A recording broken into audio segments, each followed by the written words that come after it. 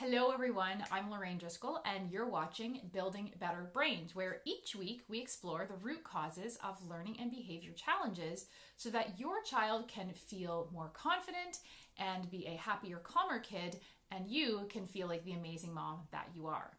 So, spring is in the air. My phone is ringing off the hook. It happens every spring.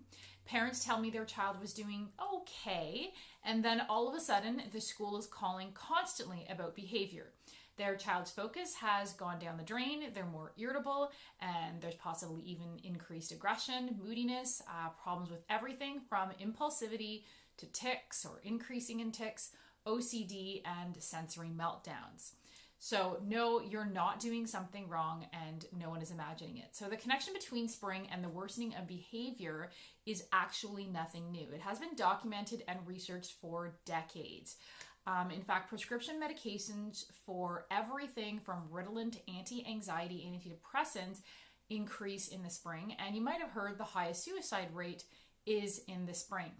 As someone who is anxiety prone myself, I've noticed my own anxiety has the potential to flare in the spring if I'm not careful about what I'm eating and doing and so forth. So only recently, however, did I learn the reason why spring can be such a trigger. So if I've piqued your curiosity and you're on the edge of your seat wondering why your kid is driving you crazy in the spring, it's simple. It's histamine. So I know you might be thinking, oh, but Lorraine, my child doesn't have seasonal allergies. And let me just say, hold up. Let's just look at this for a minute.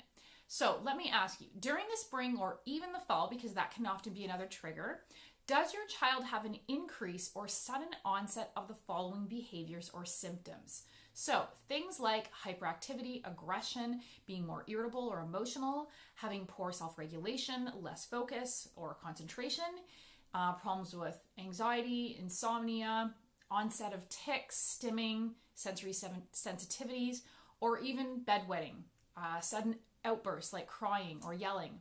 So parents of children with autism spectrum are often mortified because their child is constantly touching their genitals. That can be histamine too. It might seem far-fetched, but let's just say histamine is what makes animals and us so darn flirtatious in the spring. High histamine increases blood flow everywhere and also affects the sex hormones. So, however, the most common signs that I do see and hear from parents is an increase of sudden onset in impulsivity, restlessness, irritability, violent behavior, and yes, even rage. So research on the connection between histamine and the worsening of behavior in the spring among children with ADHD and autism spectrum found that these children often have a higher than normal histamine level compared to neurotypical children. So yet only half of those children that had these high histamine levels happen to have the typical allergic or allergy response, like the sneezing, the itchy eyes, the stuffy nose, the headaches, and all that type of thing. So I know my own experience with my daughter's neuroimmune illness, PANS, that every spring was an unimaginable nightmare.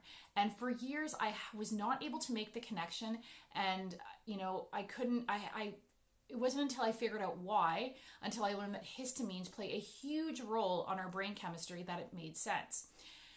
While it might seem that histamines are just there to torture us, they are essential biochemicals and neurotransmitters that are present in the mast cells or immune cells. So there's many types of histamines. H3, a type of histamine that acts on the nerve cells and the brain, is a neurotransmitter, and elevated levels are connected to things like OCD, anxiety, ADHD, insomnia, and so forth. Our histamine levels actually influence our ability to learn, to memorize, to be wakeful, to pay attention, to regulate temperature and appetite, as well as affecting things like our sleep, mood, sex drive, autoimmunity, as well as many other countless functions. So you can see histamine is absolutely important. It's all about too much or too little. It's a delicate balancing act. So since histamine in the brain is focused on the central nervous system, you can see why your child might get a little crazy in the spring. And you can test this very simply. If your child's behavior improves after taking an antihistamine for a few days, then that's a clue that histamine could be a culprit. Sometimes that's not enough of a test, but it's a good place to start. If this sounds far-fetched, consider this. Antihistamines have actually been used for quite some time now to treat various types of anxiety. So when histamine is high, there's often an increase in hyperactivity, compulsions, anxiety, and even depression. However, if it gets too low, then things like paranoia, suspiciousness, tinnitus, fatigue, irritability, and again, depression can result. So high histamine can also get really troublesome because it makes the blood-brain barrier more permeable, meaning toxins can more easily enter the brain, making it easier for toxins like chemicals and heavy metals to more easily enter and affect the brain's biochemistry. So this is also why food allergies and sensitivities are so important to address. So notice if your child's behavior changes within a couple of hours of eating a particular food. Even keeping a food diary can be a great place to start. So I had a client who wasn't anaphylactic to peanuts, but became an absolute Tasmanian devil within a few hours of eating just a small handful of peanuts.